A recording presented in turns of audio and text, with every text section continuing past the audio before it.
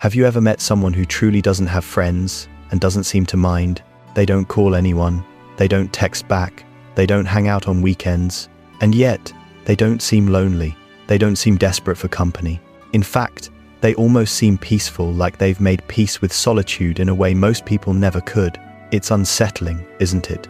Because deep down, we're taught that humans are social creatures, that to be alone is to be broken, that friendship equals happiness, and isolation equals pain. So when someone chooses to have no friends, it raises an uncomfortable question. What kind of person does that?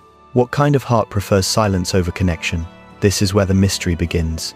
The dark psychology of people who choose to have no friends. Not those who are lonely by circumstance. Not those who can't find friends, but those who consciously walk away from them. The ones who say, "I don't need people." The ones who drift off from every group and somehow never look back.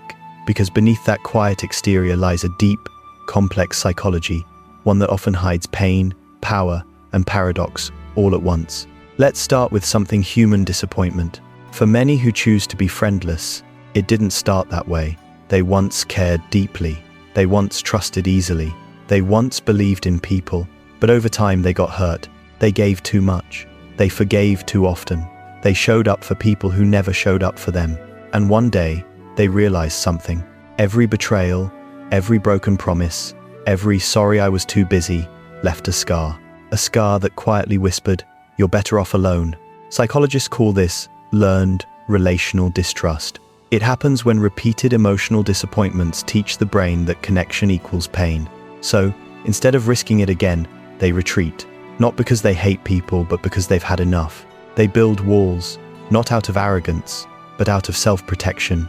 They stop sharing, stop calling, stop hoping, until eventually, solitude becomes their safe space. And here's the twist. The longer they stay there, the harder it becomes to leave. People who choose to have no friends often look calm, collected, unbothered, but beneath that composure is often fear, the kind that doesn't scream, but whispers. The fear of disappointment, the fear of being misunderstood, the fear of giving people the power to hurt them again. So they convince themselves they don't need anyone. They turn independence into armor. They wear solitude like a badge of honor. Psychologists might describe this as defensive independence. It's not true freedom, it's avoidance disguised as strength, a survival mechanism created after too many emotional wounds. They'd rather feel nothing than risk feeling betrayed again. They'd rather sit in silence than sit with people who make them feel unseen. And over time, this choice hardens until loneliness starts to feel like peace. Here's something darker. People who avoid friendships often do so because relationships threaten their sense of control. See, being close to others means unpredictability. It means compromise, vulnerability, disappointment, and for some, that's unbearable. They've spent their lives trying to maintain emotional stability by keeping everything predictable. Every relationship introduces variables. They can't control what someone thinks, says, feels, and that makes them anxious. So they withdraw.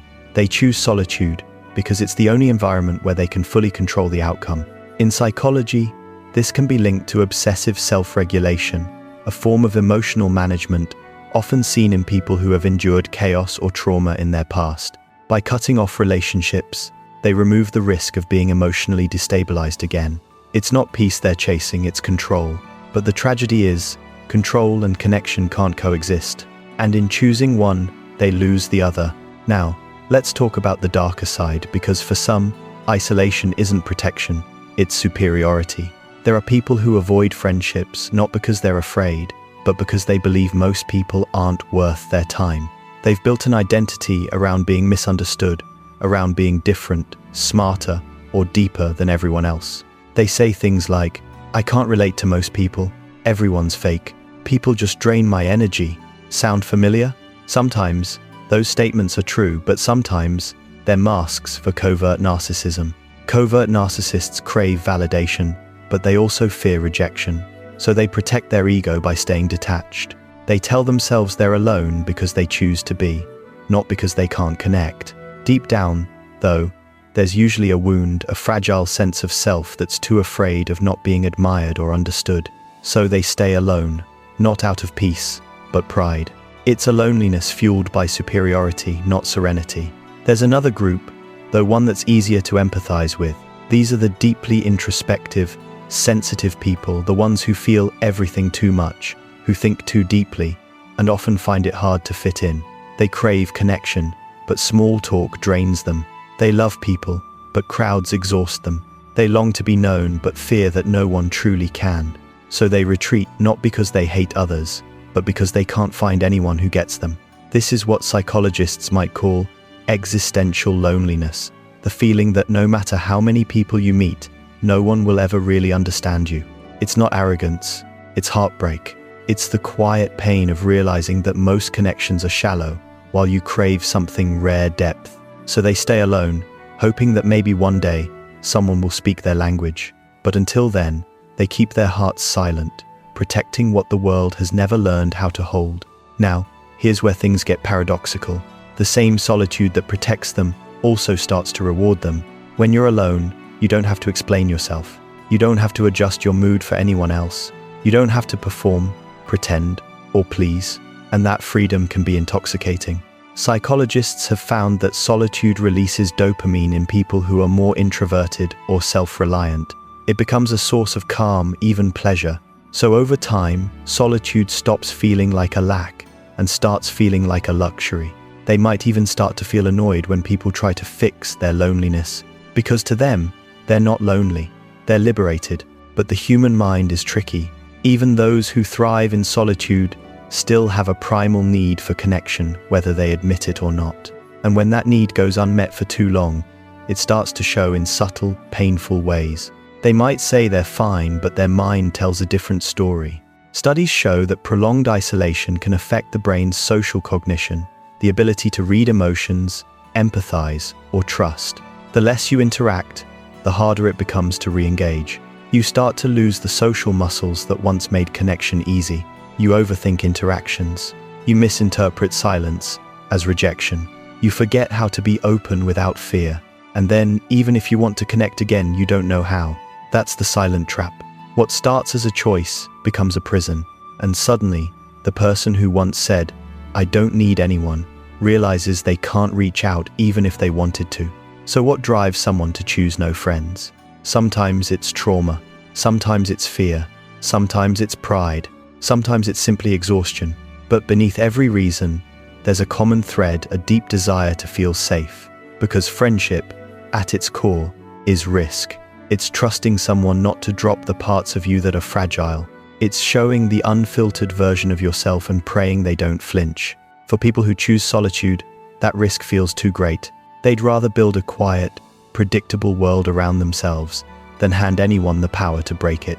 So yes, their psychology might look dark, but inside that darkness is something painfully human. A heart that once loved too hard, hurt too deep, and finally decided never again. At some point, for people who've chosen to have no friends, solitude stops being a situation, it becomes an identity. They no longer describe themselves as alone. They describe themselves as different. They see themselves as people who don't need what others do. And in a way, that belief becomes comforting. Because if you can convince yourself that you never wanted what you couldn't have, you'll stop feeling the pain of missing it. It's a powerful psychological defense called rationalization. It's the mind's way of protecting itself from shame and longing. So when they say things like, "I just work better alone," "I don't trust people," "I'm fine this way," it's often not arrogance, it's armor. A quiet, clever trick of the mind to turn what once felt like a wound into a weapon of self-sufficiency. But even armor grows heavy over time.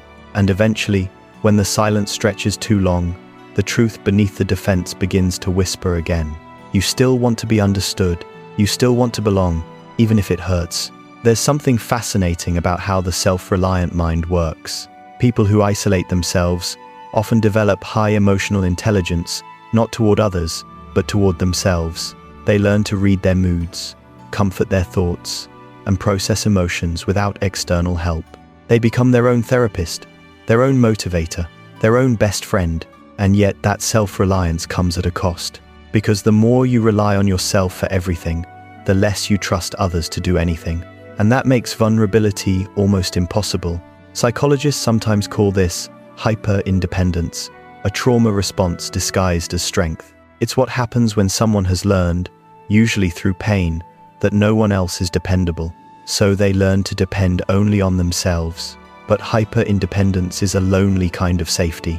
You're protected from harm, but also from help, from love, from warmth, from belonging. It's like building a castle to keep the world out, and then realizing you've locked yourself inside.